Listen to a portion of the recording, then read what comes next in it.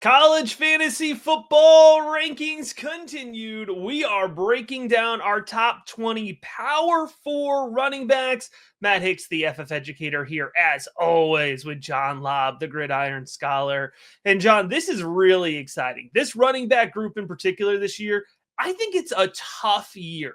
It's a really tough year to decide who do you go early, how early do you take them. And so as we break these guys into 4 different tiers, our top 20, I think it's going to be really helpful in understanding the value of a really tough position group.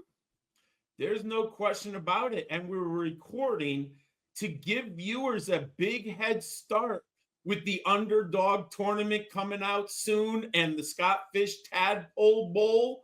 And Matt, hitting on 2 of these running backs that we're looking at today could be the difference of winning money, winning your league, winning championships. I completely agree with you. And for our viewers who are not in the best ball CFF streets like myself, sometimes 19 to 21 running backs are coming off the board in the first 3 rounds. So be wary and understand what is happening at the running back position this year in drafts.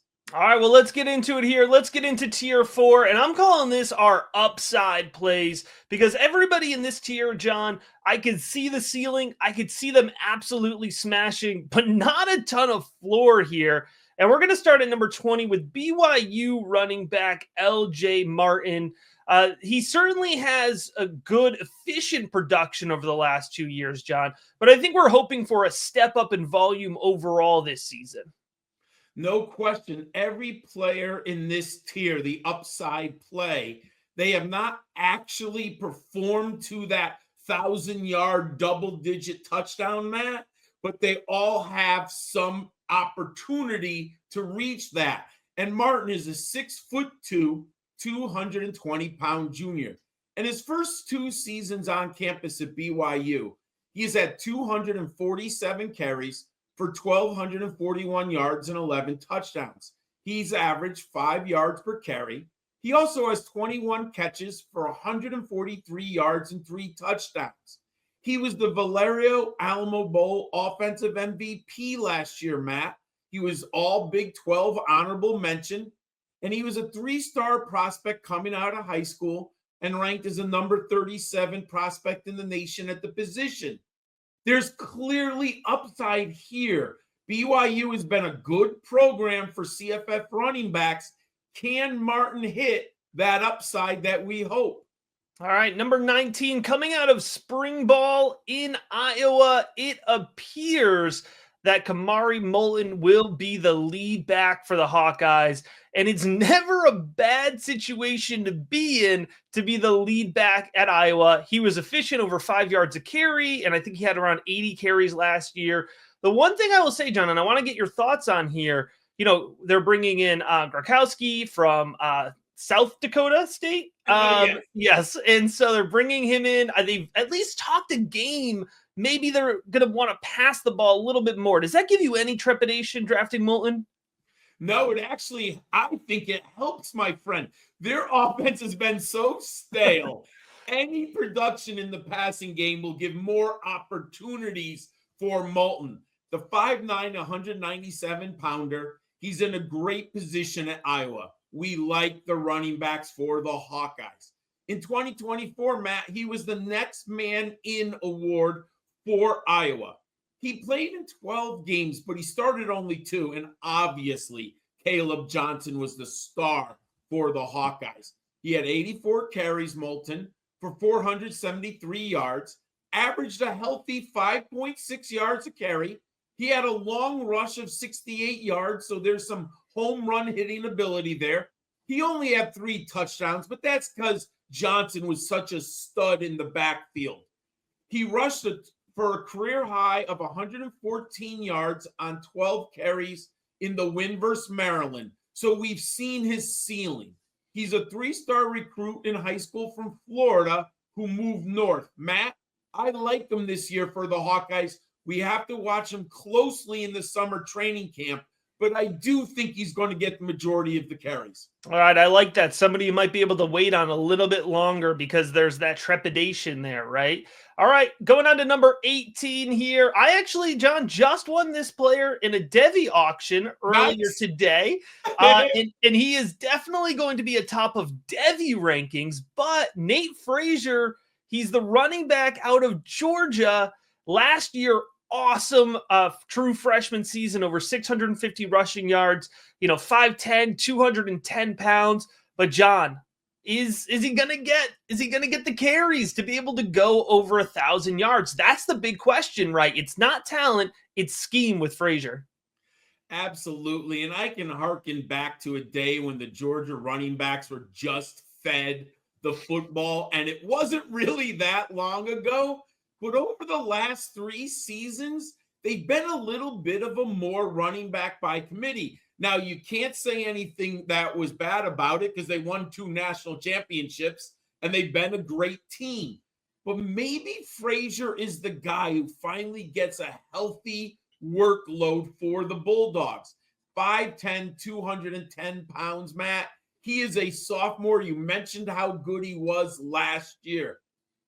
In high school, he was a 4-star prospect, number 58 player nationally, the number 2 running back in the nation, and the number 4 prospect in the state of California. But what makes him, I think, so amazing, he was a track and field star, Matt. In the 100 meters, 10.58 seconds.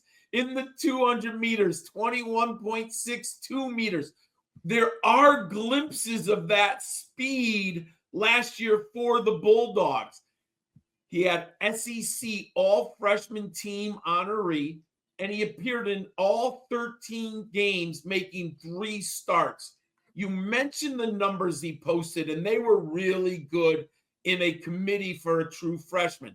If you want to see a good game, check out the game against Clemson in the Aflac kickoff game. He had 83 yards and a touchdown on 11 carries. Matt, if Frazier can get over 200 touches in this season for Georgia, he's going to be a stud. Again, high upside. Yeah, let's will it into existence. Next up here, number 17 is Antwan Raymond out of Rutgers. Kyle Monungai off to the NFL. It leaves a whole lot of volume open for Raymond, but he certainly isn't completely new to the field, John. 100 carries last year. He found the end zone 8 times. Yeah, Antwan Raymond, we've been lucky enough to see him be productive in glimpses. And even before Mongai moved on to the NFL, we had Isaiah Pacheco, also in Greg Schiano's run scheme here. We want the Scarlet Knights lead back. What I like about Raymond, 5'11", 205-pound sophomore. And you mentioned he played in 10 games last year as a true freshman with 2 starts. He set the Rutgers true freshman record for most rushing touchdowns in a season, and he led all Big Ten true freshmen and ranked 5th among P4 players in his class in rushing yards. And what we saw in the last 2 games of the year gives me great hope. In the second to last game, he was 8 carries for 71 yards and 2 touchdowns. But in the Rate Bowl versus Kansas State, Matt, 18 carries, 113 yards, and 3 touchdowns. I got my eyeballs on him in that game. He's definitely a good player. He's in the right system. I like him a lot this year. All right, and somebody who I want to like. I'm so excited that he made the rankings, John, because I really want Justice Haynes to absolutely come through here. Former Alabama running back. We've seen flashes. Now he's at Michigan. Really shouldn't have too much of competition for those touches. What are we expecting from Justice Haynes now with the Wolverines? I have seen his ADP skyrocket over the last month and a half, Matt. The reports out of spring camp at Michigan have pretty much said that Justice Haynes is going to be the starter. Earlier in February and March, there was some trepidation by CFF fans. Would he be the guy? He's 5'11", 205-pound junior. This is one of the best run games to get a CFF asset in at Michigan. He was a 5-star prospect in Alabama. He was the number 29 overall player nationally, the number 3 running back in his class, and the number 2 player in the state of Georgia, Matt. As a senior in high school, he rushed for 1,695 yards with 23 touchdowns, and he only carried the ball 153 times. That is sick. He ends up transferring, as you mentioned, from Alabama to Michigan during the offseason. As a member of the Crimson Tide, he appeared in all 25 games and 18 at running back with 6 starts in the backfield. But he contributed immediately as a freshman on special teams, Matt. So he's been on the field in a lot of different capacities. And in his career at Alabama, he had 105 carries for 616 yards and 9 touchdowns. He also caught 17 passes, only for 99 yards. But this is the system you want this young man in. The reports are positive. I do believe he's going to get over 200 carries for the Wolverines. All right, we're going to go ahead and jump into our next tier here. These running backs are defined as having a little bit more floor than the guys we've talked about, and a little bit more. There is ceiling. They're not just floor plays, but they're a little bit safer, right? And so as John's talking about, you could see 20 running backs off the board in the first 3 rounds. These are guys that you might want to be prioritizing just a little bit earlier. And we're going to start here, John, with somebody who I have had a ton of exposure to over the last 2 seasons. I've been very happy with that exposure. And you better believe that I'm going to be adding more Jamal Haynes this year, the running back at Georgia Tech, just about 2 1,000-yard seasons in his first 2 years with the Yellow Jackets. A lot of returners on that offensive line. There's a lot of momentum there in Atlanta. Matt, I have a lot of them already. I've had 6 drafts this year, and I think I got Jamal Haynes in 4 leagues. Love it. He just falls, and I don't really understand why. You mentioned in the past 2 years, he's had 2,003 rushing yards and 16 touchdowns. Matt, he averages 5.9 yards per catch. And here's what I really like. He was a receiver who transferred to running back in the summer of 2023. And when you watch the tape or a game, he's a very good pass catcher. 48 receptions, 317 yards, and 4 touchdowns. In 2024, Matt, he scored 16.2 fantasy points per game. And in the past 2 seasons, 6 games over 20 fantasy points, and 21 games over 10 fantasy points. He's 5'9" and 190 pounds. He's a redshirt senior. And you mentioned the experience of the Georgia Tech team, Matt. They are 3rd in the ACC in returning production, and they are 26th overall in the nation. His teammates are there. I think he's going to be crazy successful. I love him right now at this value. Yeah, a lot of folks know the Georgia Tech offense is going to be a fun one to watch. But our next guy is coming from, actually, I think it's going to be a sneaky explosive offense this year. We're talking about Quinten Joyner, the running back, formerly at a USC. He's transferred to Texas Tech. And this is an offense where somebody, John, with some proven production could really take it to the next level. Oh, yeah. And the Red Raiders lose Taj Brooks. And Joyner moves over to challenge for the starting job. And right now, it seems like he's most likely to get the majority of the touches, Matt. He's 5'11" and 205-pound sophomore. And, you know, I picked up this tidbit. He played at the same high school as Brooks. And in high school, he was a 3-sport athlete. He played baseball and he competed in track and field. He played the past 2 seasons at USC. And as a freshman, he saw action in only 5 games. And last year, he was 2nd on the depth chart behind Woody Marks. So he didn't get a ton of touches. But, Matt, he showed us enough that there's a real nice upside here. He had 62 carries for the Trojans, 478 yards, and 3 touchdowns. Matt, you average 7.6 yards per carry in the Big Ten. You're doing something right. He had 12 receptions for 89 yards, and he scored once in the air. Matt, I like Quinten Joyner as a member of the Red Raiders, and I think he has a lot of upside here at a nice value. All right. Well, Joyner transferred from USC. That opened up a vacancy in that backfield. And we're talking about here at number 12, Waymond Jordan, JUCO transfer.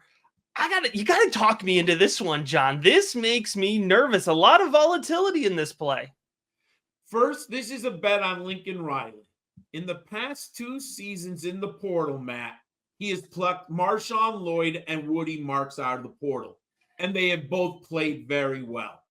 When I heard about Waymond Jordan going to USC, I had to do a lot of research back in March. He's 5'9" and 209-pound junior, and he was a 4-star recruit from the JUCO level.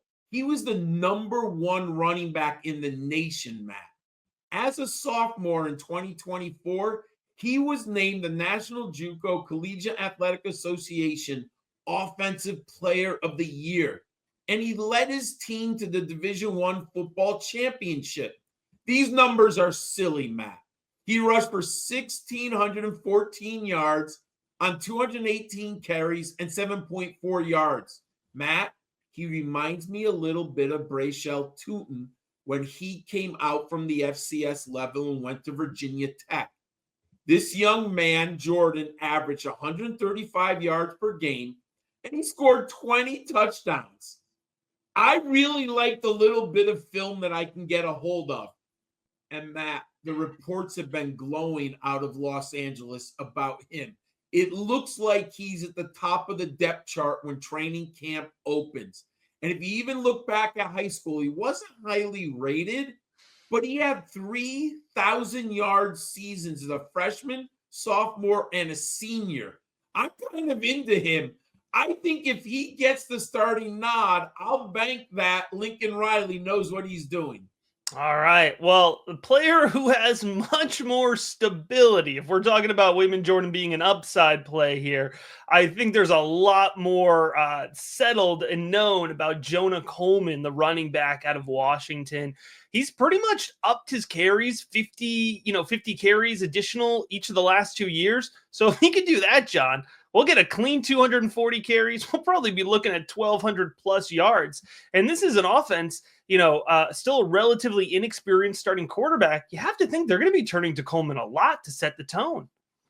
I think if Washington wants to be competitive in the Big Ten and they want to get back to the national championship level, not saying they'll get to the game, but get in maybe in the playoffs or compete for the Big Ten title, Matt, they're going to have to give the ball to Jonah Coleman.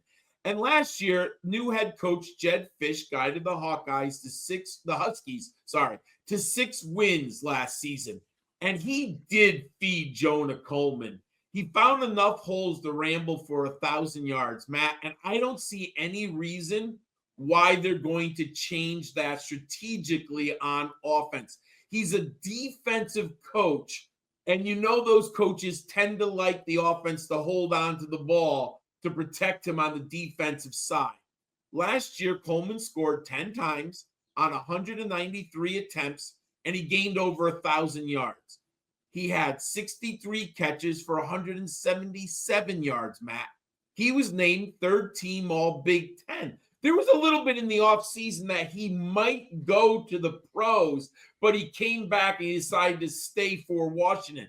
If you haven't seen him run, my friends, check out some of the tape. He's 5'9", 228 pounds. Matt, he is a load coming at you. He does look like your classic Big Ten running back. He's just playing in the Northwest this year. All right. And another player here who flirted with the NFL. He's coming in our number 11 ranked player. I'm glad he's back, not only for his own stock, but for us as college football fans. That's running back Nick Singleton. Over 1,100, just about 1,100 yards last season, John, 12 touchdowns, and he's splitting carries in this offense. He's still hyper efficient, 6.4 yards per carry. A lot to like about this offense in general. Matt, you and I have talked about Nicholas Singleton a lot over the last 3 years. That's how long we have been watching Nicholas Singleton. I saw him a lot in the high school tape, And he has been one of my favorite players in college football and fantasy football for sure. You mentioned it, Matt. He shares the backfield duties, which I think from an offensive position makes sense for the Nittany Lions. That's why he falls into tier 3, because he's still going to share carries. But Matt, he's been so productive in limited carries. He's had 2,000-yard seasons at Penn State in 2022 as a freshman and 2024 as a junior. And last year, he had 172 carries for 1,099 yards and 12 touchdowns. But here's where the gold happens, Matt. 41 receptions, 375 yards, and an additional 5 touchdowns. Matt, I don't think anything's changed at Penn State. They're going to run the ball, and they're going to throw it to their running backs. I mean, they didn't bring in a lot of receivers. I don't know if Jewel is ever going to post that 4,000-yard season in the air.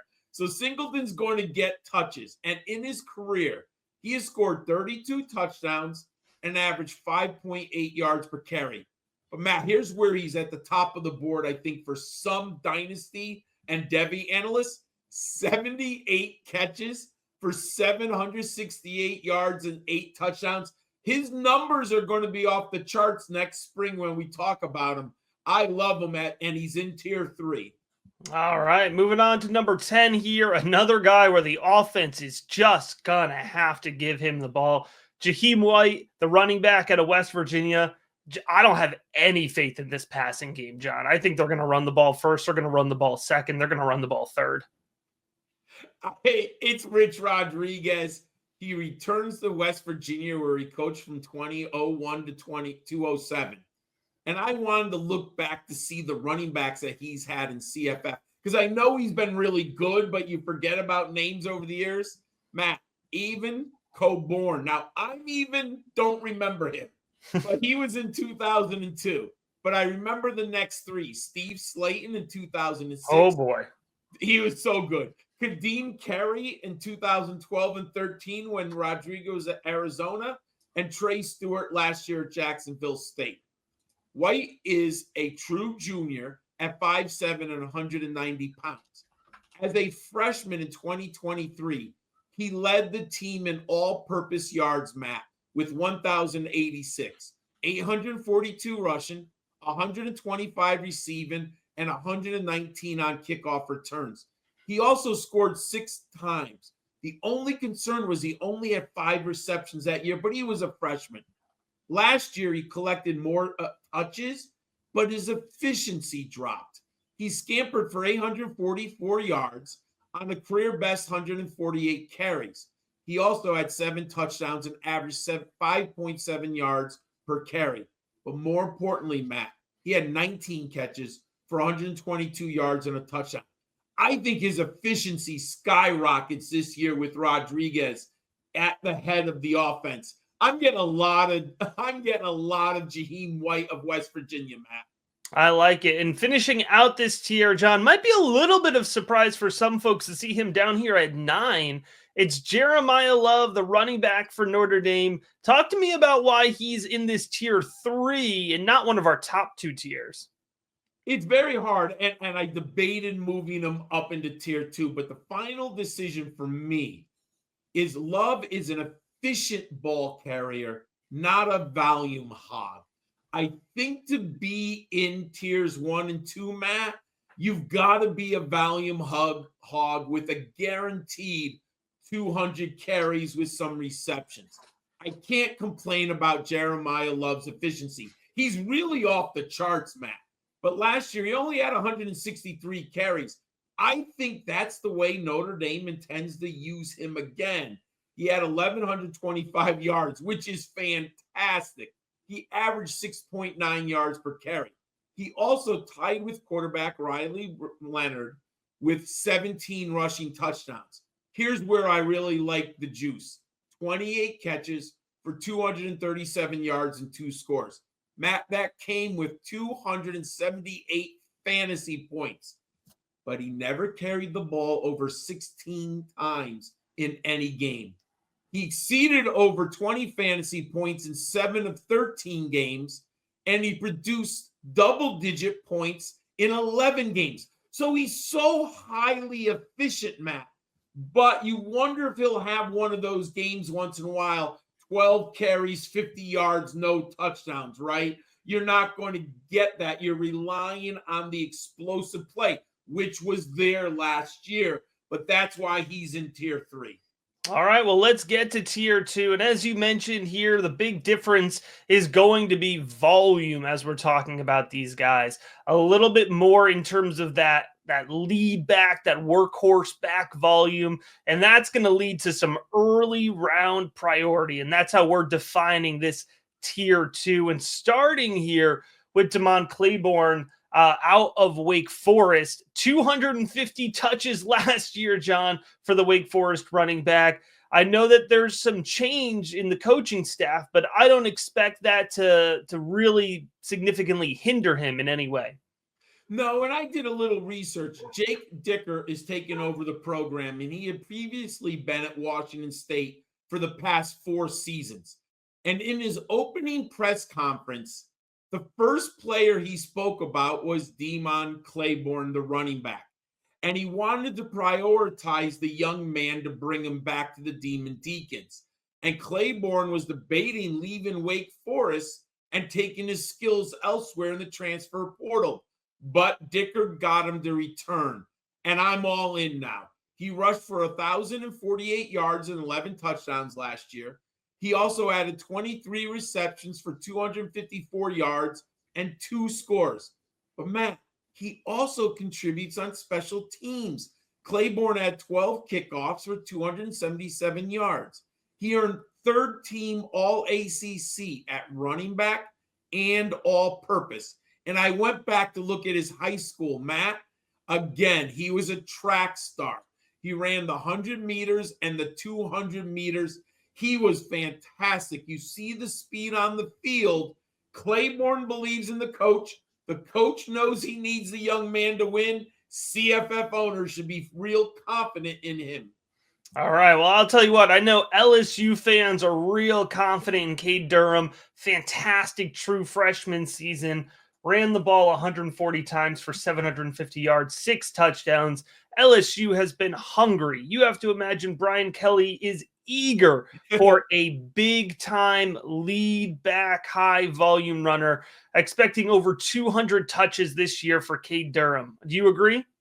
I completely agree. I think if Brian Kelly wants to win the SEC and get, the Tigers back into the championship, I think Caden Durham has got to touch the football more often, Matt.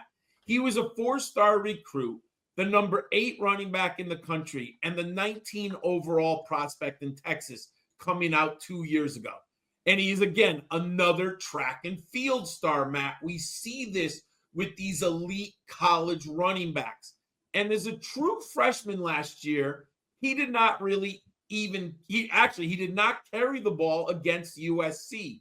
And he really didn't get a lot of touches until the 3rd game of the season. Hey, he was a true freshman, so it kind of made sense, right? But against South Carolina, 11 carries, 98 yards, and 2 touchdowns. Thereafter, Durham took over the backfield duties for the Tigers. At the end of the year, Matt, he had 168 touches. So I think your projection of 200 is completely reasonable. He had 753 receiving yards. He had 753 rushing yards, 260 receiving yards, and he scored 8 times. He was freshman all SEC honors. Matt, with his vision and speed, he was only one of only 2 players in the FBS to record a rush over 80 yards and a catch over 70 yards.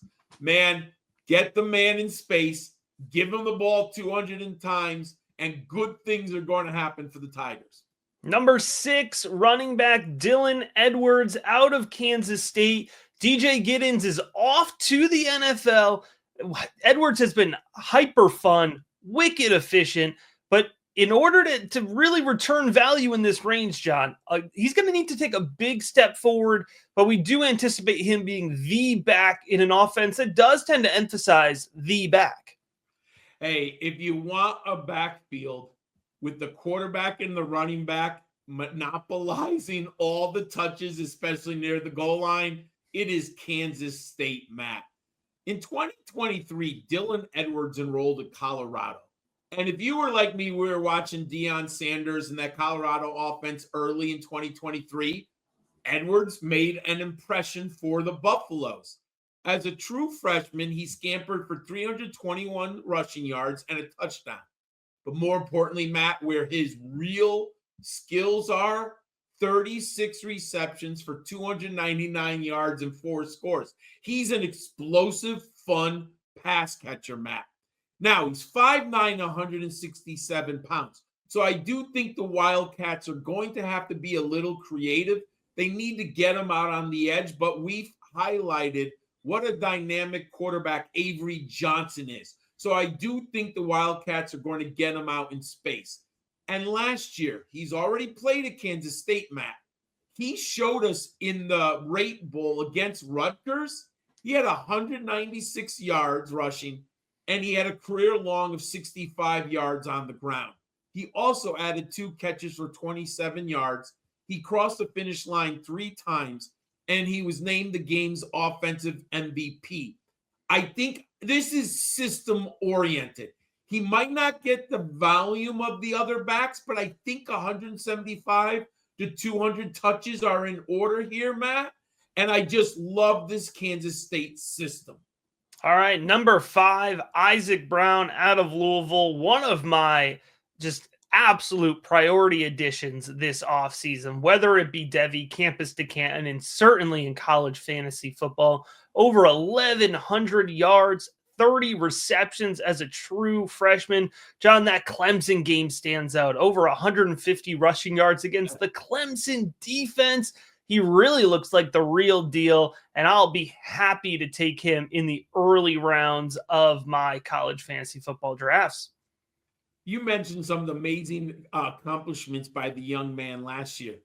What's also interesting, Matt, as a true freshman, he didn't get the lead role until about the 4th game of the season for Louisville. And that occurred against Notre Dame when he recorded 95 yards rushing and a touchdown on 17 touches. He scored 19 and a half fantasy points in that game. And then he put together a string of 5 games that propelled him into the national spotlight and CFF stardom. He scored 19 fantasy points in every game, and he topped 100 yards rushing 3 times, and he scored 6 touchdowns.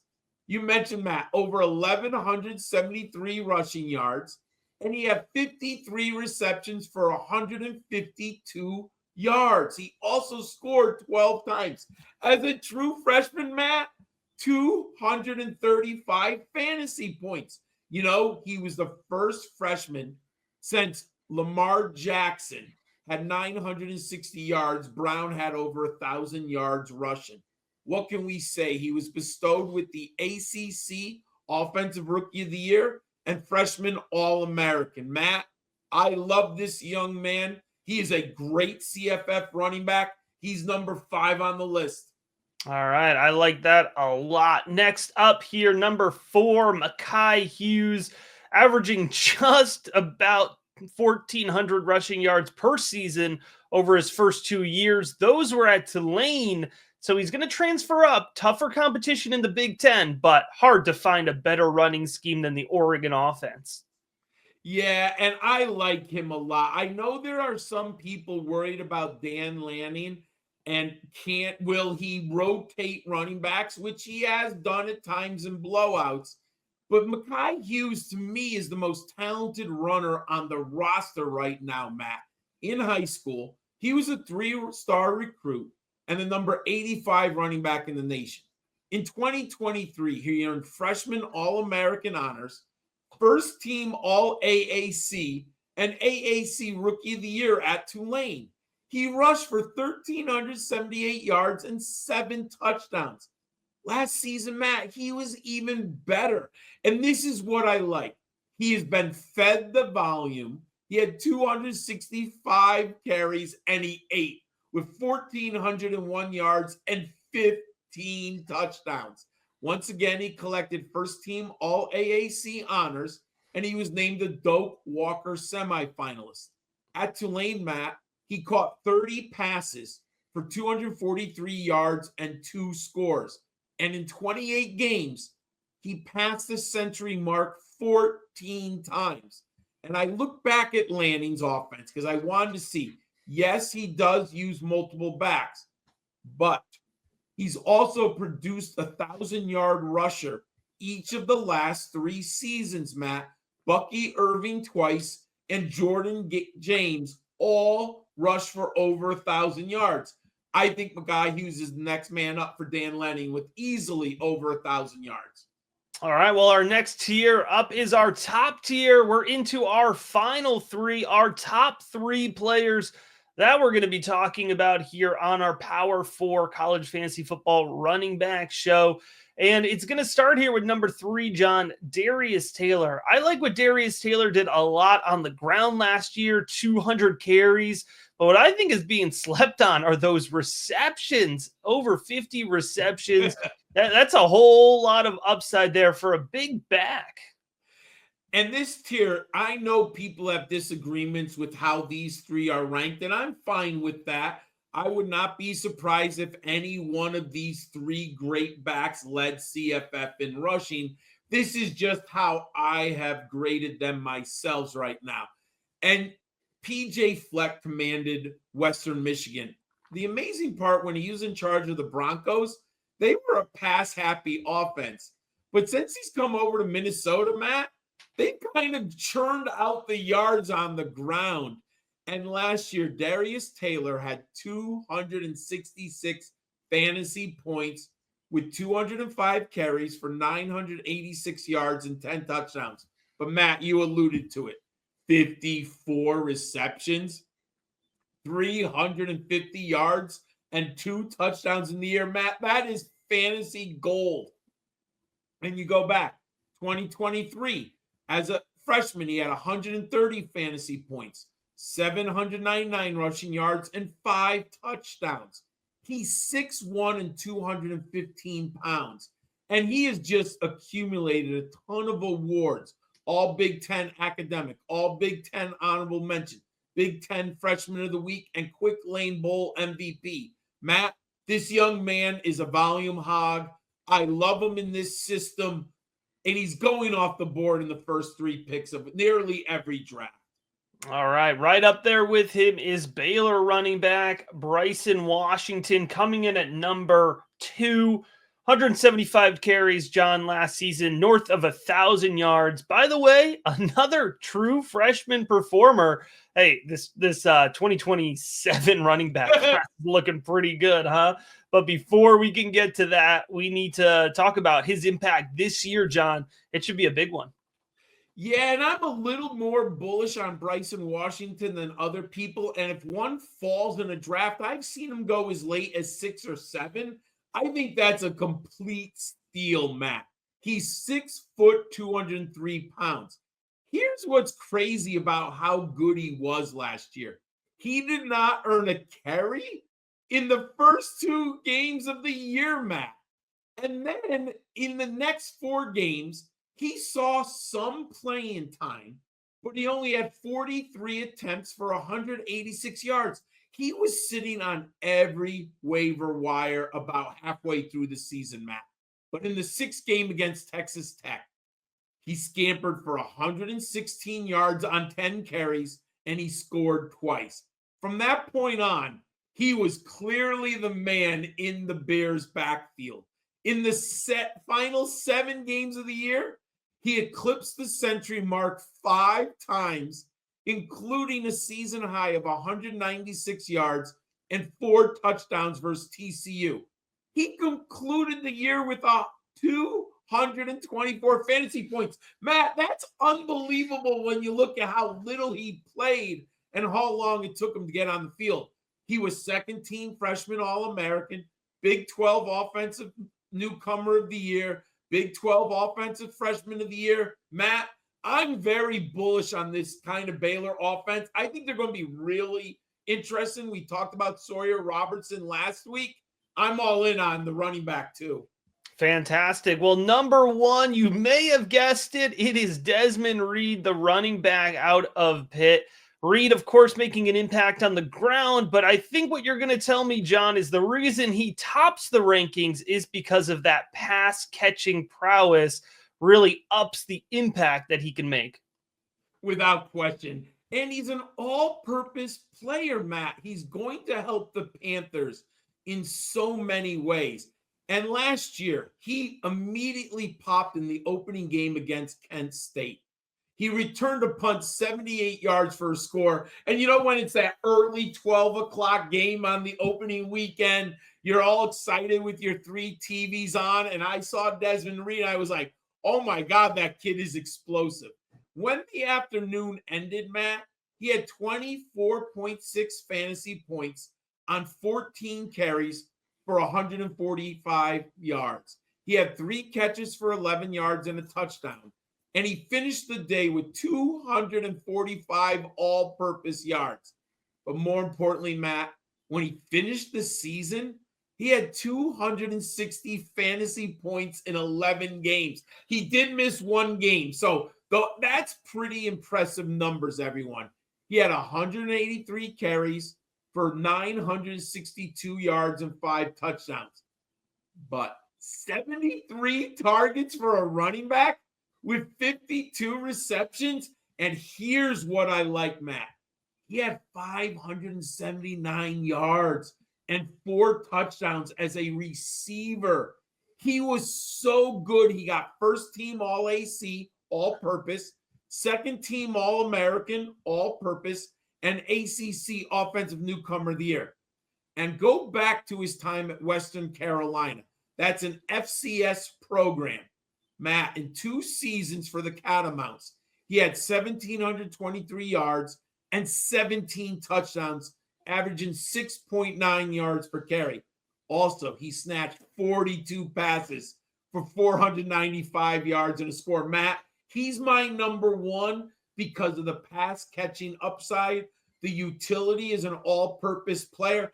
Obviously, if you want to make a decision and you play in a non-PPR, maybe you might drop him down. But man, in PPR, I love Desmond Reid. All right. A really exciting player there with Desmond Reid and a really exciting set of 20 Power 4 college fantasy football running backs ranked for you. If you're watching this whole video, listening to this whole episode, you have to make sure you're subscribed. Hit us with that like and drop us a comment. Whether you are an avid fantasy football, college fantasy football player, you're just dipping your toes into it. We want all those questions. So drop a comment. We're happy to chop it up with you there. And we're going to be back real soon with some more college fantasy football rankings.